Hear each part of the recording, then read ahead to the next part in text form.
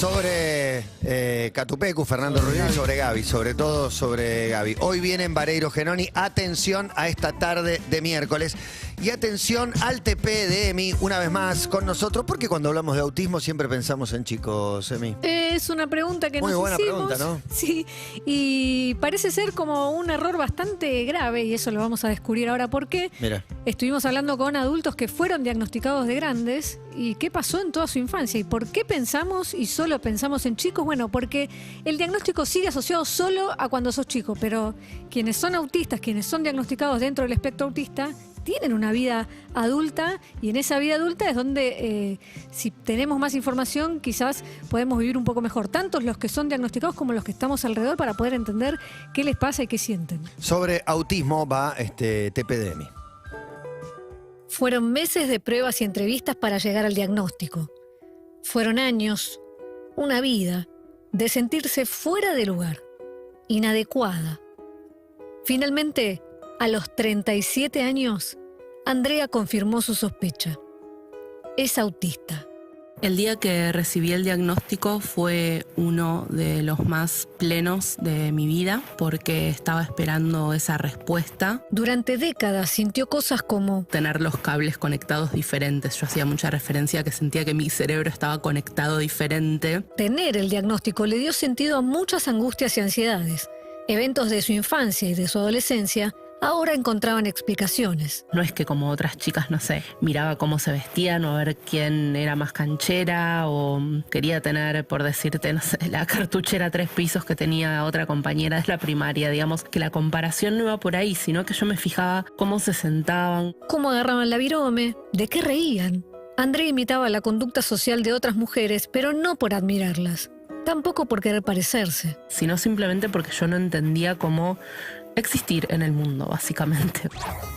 El autismo es una condición del neurodesarrollo. Esto quiere decir que independientemente que te lo hayan diagnosticado a los 20, 30, 40, 50, 60, 70, vos naciste con autismo y algunas características, de acuerdo a tu experiencia de vida, lo que fuiste expuesto, van a hacer que estas conductas se exacerben o no. Matías Cadaveira es psicólogo especializado en autismo.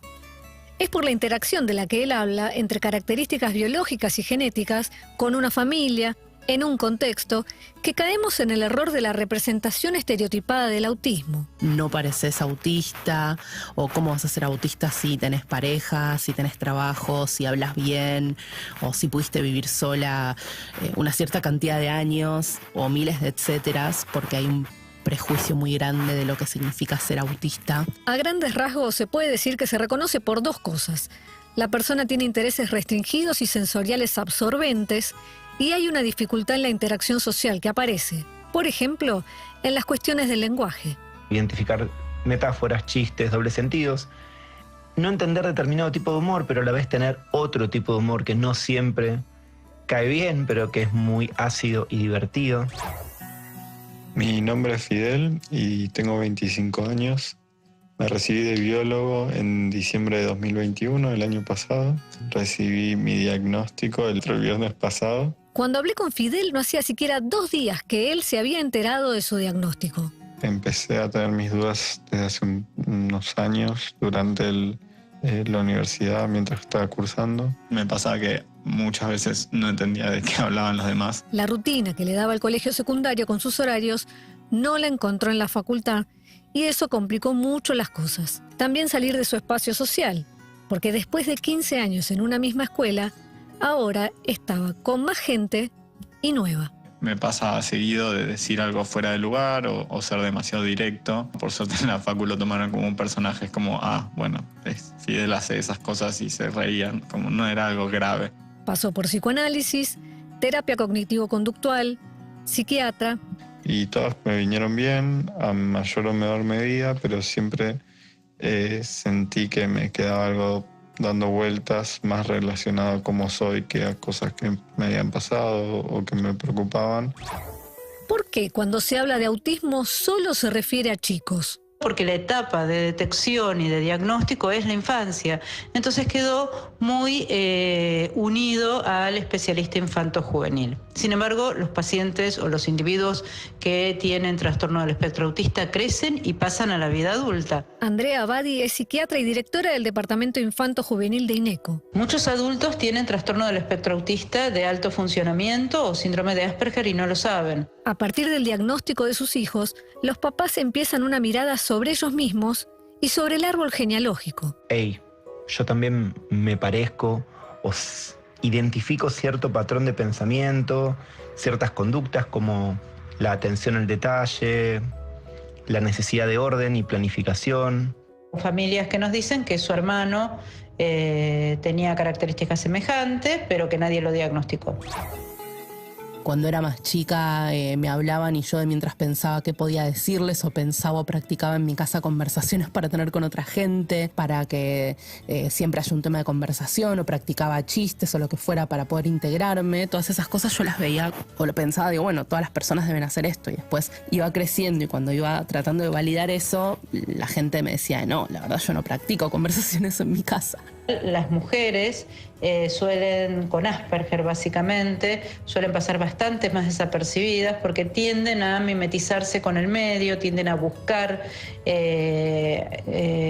imitar al contexto y muchas veces nos damos cuenta hasta que no hacemos una mirada más en profundidad. Por lo tanto, hay muchas más mujeres autistas de las que se creía. Para socializar, Fidel se preparó anotaciones, reglas. Un poco estudiar cómo podía hacérmela más fácil para socializar y por suerte tengo un grupo de amigos excelente también de la universidad que siempre estuvieron cerca y me ayudaron y nada, saben que soy un poco raro, pero me quieren igual, creo. Le pedí que me contara de esas anotaciones. Pedir que me explaye sobre algo es un peligro. De hecho, uno de los puntos es eso, o sea, mi capacidad de irme de mambo cuando explico un tema que me apasiona, que me gusta mucho. Desarrollé controles, por así decirlo, para saber si se me estaba yendo la mano, como bueno, preguntar cada tanto. O chequear, como ver las caras de los demás. En la cuestión de la hipersensibilidad sensorial, en su caso, es el tacto. Puede ser la textura de algo, por ejemplo, las lanas duras o medio pinchudas para mí son lo peor. O si incluso si alguien me toca con el pelo, como un roce suave puede ser mucho peor que darme un golpe.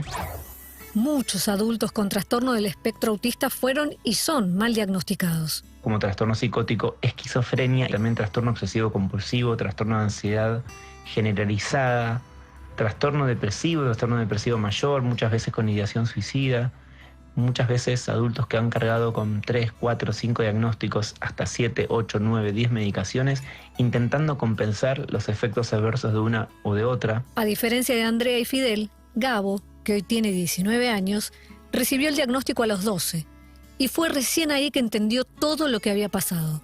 La etapa de la escuela primaria que fue de lo peor de mi vida. Fue en donde más se notaron mis características como niño con la condición de Asperger, solo que no tenía en ese momento un diagnóstico certero. Además de que fui pasando por muchos profesionales, llegué a tener más profesionales que parientes. Y claro, también pasó por diagnósticos erróneos. Me han llegado a diagnosticar, por ejemplo, psicosis infantil. El bullying fue constante y sostenido. En los juegos lo elegían último. Cuando él miraba al grupo que le tocaba, los notaba con un suspiro así como de frustración, como diciendo, ¡ay, no, nos viene a tocar Gabriel ahora! Yo en ese momento, como era muy jovencito, me hacía el otro, ¿no? Como que no me importaba, pero por dentro me generaba una tristeza saber que yo le caía tan mal a los demás. Gabo hace 7 años que lo sabe. Andrea, unos meses. Y Fidel, tan solo unos días. Yo ahora le puedo decir a mi familia, prefiero que no nos veamos porque hoy no me siento bien o no tengo un buen día o no estoy de humor o hoy me siento un poco absorbida en mis pensamientos o lo que fuera. Cosa que antes yo hubiese dicho, bueno, no me siento tan bien, pero no sé, si todos van o si todos pueden, ¿por qué no voy a ir?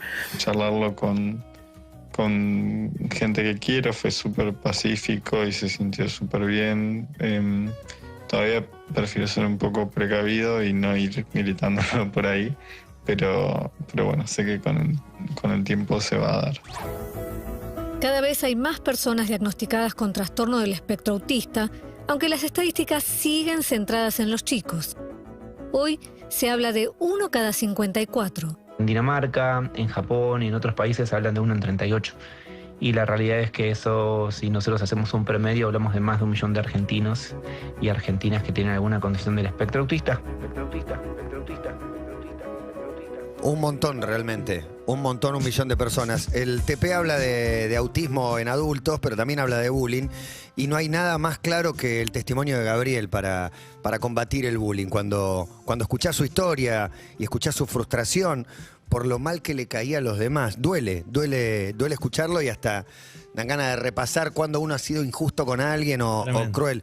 Por otro lado, me resulta increíble. Entiendo que en otra época era más difícil de diagnosticar y que no llegaba. Hoy me parece que el tema está muy instalado y se supone que pienso que sería raro que dentro de 20 años se encuentren que un adulto no fue diagnosticado, aunque tal vez no sea tan raro. ¿Se entiende lo que digo? O sea, hoy me parece que se detecta, hay más alarmas para detectar si hay casos de autismo. Antes por ahí no, y por eso hay un montón de adultos que nunca fueron diagnosticados. Sí, y que tenían sus mañas, tenían sus cositas, ¿no? Me parece que Claro.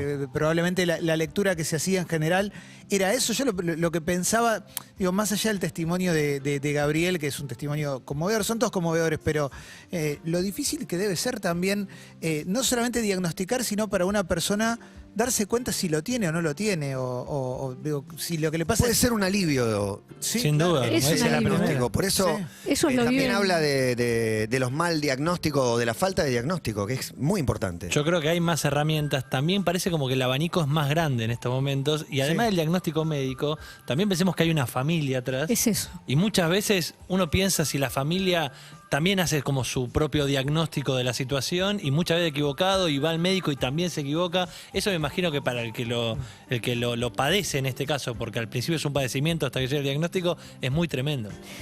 El diagnóstico con quienes hablé, que fueron diagnosticados, lo viven como un alivio porque se pueden explicar a sí mismos. O sea, uno cuando no sabe qué le pasa, eso te genera una angustia terrible. Ahora, cuando vos lográs dar con un diagnóstico, te permite también explicarle a los demás, a mí me pasa esto, y si pasa esta situación, yo siento esto de tener que adaptarse a una sociedad de, no sé, por ejemplo, petardos, Nochebuena, me hace mal, me hace muy mal, pero no es que me molesta porque soy quisquillosa.